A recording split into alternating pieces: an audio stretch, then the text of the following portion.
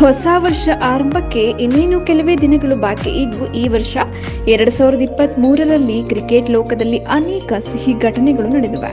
ಭಾರತ ವಿಶ್ವಕಪ್ ಗೆಲ್ಲದಿದ್ದರೂ ಬ್ಯಾಟರ್ಗಳು ಹಲವು ವೈಯಕ್ತಿಕ ದಾಖಲೆಗಳನ್ನು ಬರೆದಿದ್ದಾರೆ.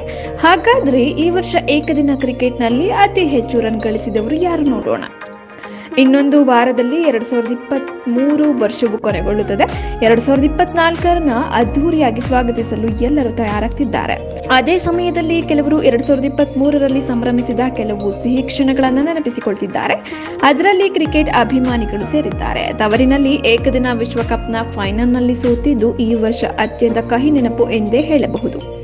ಆದರೆ ವಿಶ್ವಕಪ್ ಗೆಲ್ಲದಿದ್ದರೂ ಟೀಂ ಇಂಡಿಯಾದ ಬ್ಯಾಟರ್ಗಳು ಹಲವು ವೈಯಕ್ತಿಕ ದಾಖಲೆಗಳನ್ನು ಬರೆದಿದ್ದಾರೆ.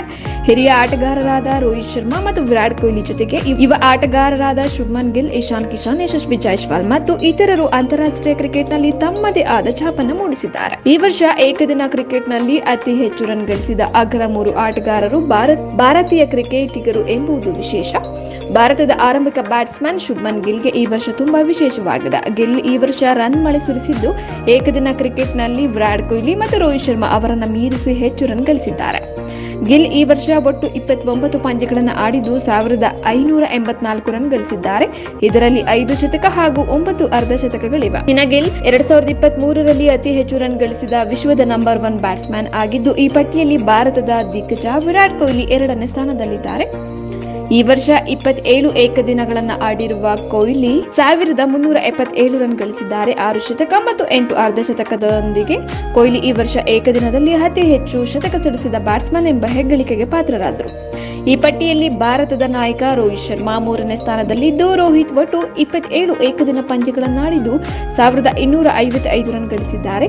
ಈ ವರ್ಷ 2 ಶತಕ ಹಾಗೂ 9 ಅರ್ಧ ಶತಕ ಸಿಡಿಸಿದರು. ನ್ಯೂಜಿಲೆಂಡ್ ಆಟಗಾರ ಡೆರೆಲ್ ಮಿಚೆಲ್ 4ನೇ ಸ್ಥಾನದಲ್ಲಿದ್ದು, ಇವರ 26 ಪಂದ್ಯಗಳಲ್ಲಿ 1204 ರನ್ ಗಳಿಸಿದ್ದಾರೆ. ಇದರಲ್ಲಿ 5 ಶತಕ ಹಾಗೂ 3 ಅರ್ಧ ಶತಕಗಳಿವೆ. ಶ್ರೀಲಂಕಾ ಆಟಗಾರ ಪಾಥುಮ್ ನಿಸಾಂಕ 5ನೇ ಸ್ಥಾನದಲ್ಲಿದ್ದು 29 ಏಕದಿನ ಪಂದ್ಯಗಳಲ್ಲಿ 1151 ರನ್ ಗಳಿಸಿದ್ದಾರೆ. ಇದರಲ್ಲಿ 2 ಶತಕ ಹಾಗೂ 9 ಅರ್ಧ ಶತಕಗಳಿವೆ.